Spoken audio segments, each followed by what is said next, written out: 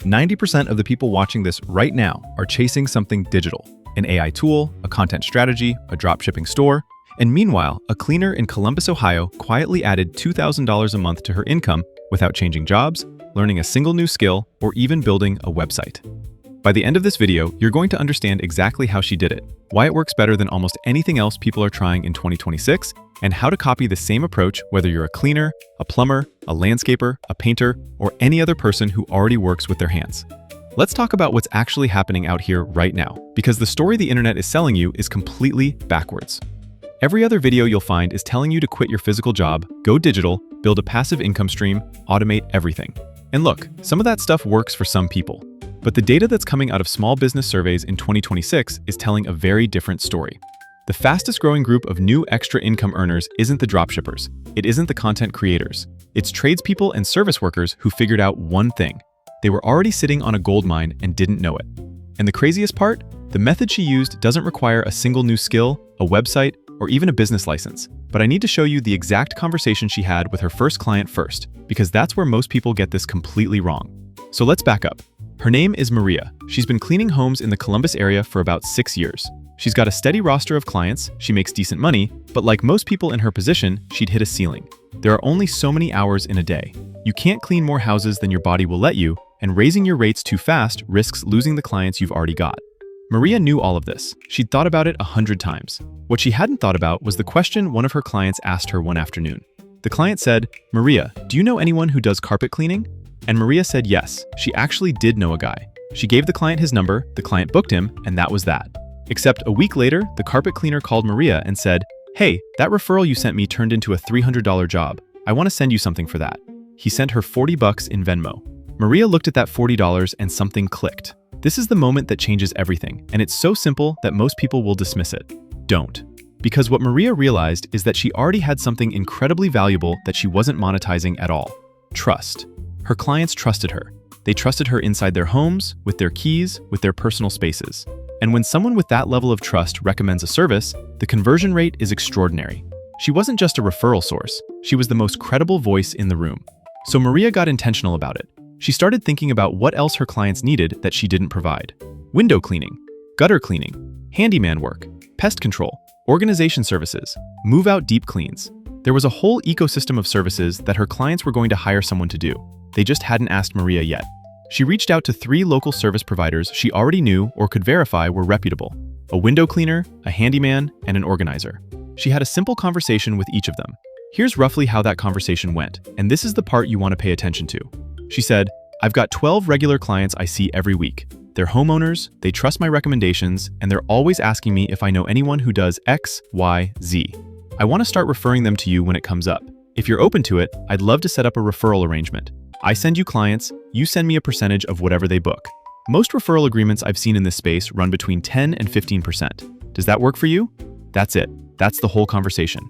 No contract, no business license, no website, no pitch deck. Just an honest, direct proposal from someone who understood the value she was offering. 2 of the 3 said yes immediately. The third said he'd think about it, and then also said yes 2 weeks later. Now, here's where the math starts to get interesting. And I want to be real with you because this channel doesn't do hype. Maria's not making $10,000 a month from this. She's making an extra $1,800 to $2,200 depending on the month. Some months it's lower. But that's real, consistent money on top of her existing income, and she's working maybe 2 or 3 additional hours a month to manage it.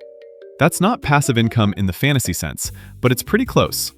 Let's actually run the numbers so you can see how realistic this is for someone in your position.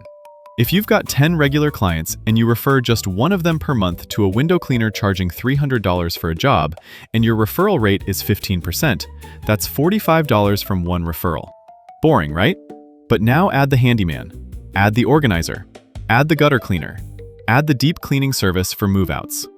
If you've got 5 referral partners and each one closes just 1 job per month from your network, and the average job value is $250, you're looking at $187 a month at 15%. Still modest. But here's the thing most people miss, and this is where the model actually breaks open.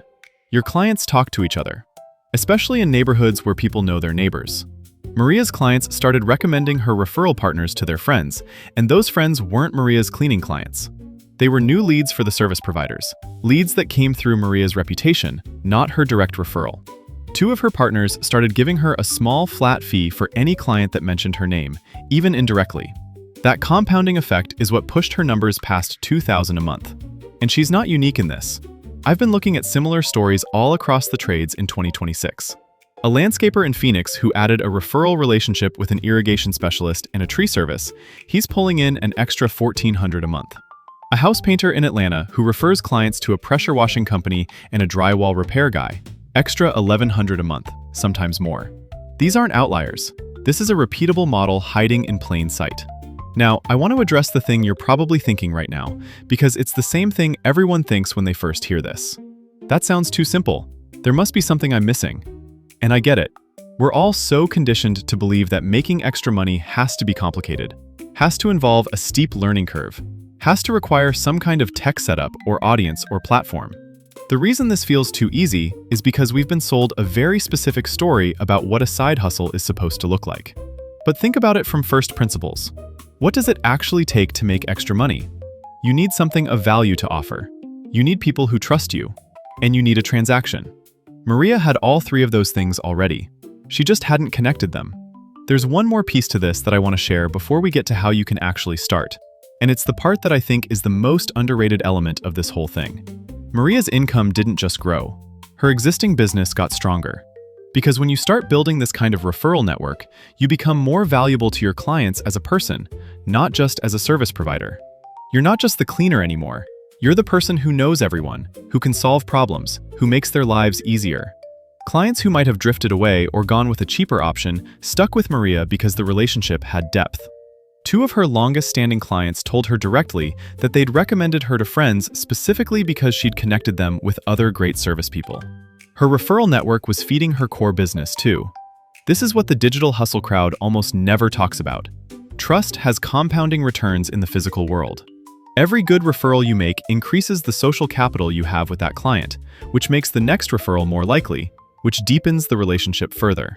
It's a flywheel, and it runs on reputation instead of ad spend. So let's talk about how you actually get started if you're in a service job right now, because I want this to be actionable before you close this tab. Step 1 is inventory. Think about your current clients and what problems they have beyond what you already solve. You don't need to do a formal survey. You probably already know from conversations. What do they ask you about? What do they complain about? What other services are getting done at their homes or businesses when you're there? Step 2 is finding your partners.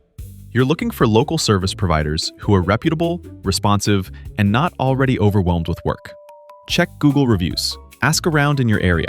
If you've had a good experience with a service provider yourself, start there. The bar is simple. Would you feel comfortable sending your best client to this person? If yes, they're a candidate. Step 3 is the conversation. Model it on what Maria did. Be direct, be specific about what you're offering, and propose a percentage or flat fee that feels fair.